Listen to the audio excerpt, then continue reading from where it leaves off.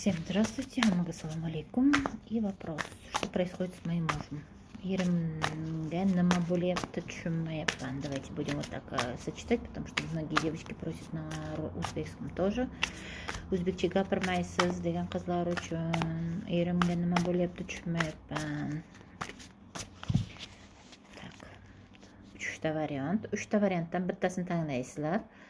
Көрөмүз. Первый вариант. Второй вариант и третий вариант. Первый вариант о чем говорит? О том, что у него проблемы на работе, он закрыт со всех сторон и он не знает, как себя вести в финансовой сфере. Birinchi variant bo'yicha nima bo'lyapti erimga? Problemadan bosh chiqmayapti, faqat yurish emas, pul masalasida yo'llar yopilgan, shuning uchun borib qaytarma qildiring eringizni. Yo'llari ochilib o'ziga kelib qolsa, ancha o'zgaradi. Faqat muammosi pul. Так, второй вариант о чем говорит? Второй вариант говорит о том, что ему кто-то нравится, но он боится. Он такой немножечко трусоват, и получается, и денег так-то нет поухаживать. Но девочка очень нравится, девушка, женщина, я не знаю, кто там. Влюбленность имеется, поэтому он такой немножечко противный. Ikkinchi variant bo'yicha kimdirdir yoqtirib qo'ygan, lekin puli yo'q unaqa narsaga, и sizdan qo'rqadi, получается, и nima qilolmaydi.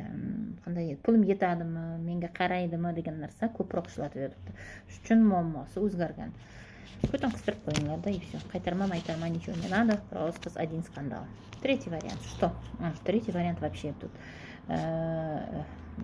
Bir yoqqa ketmoqchi, куда-то хочет уехать, но не получается, и поэтому у него нервный срыв. Из-за этого он, получается, теряет какие-то деньги, из-за этого он всю свою злость срывает на вас, на семье.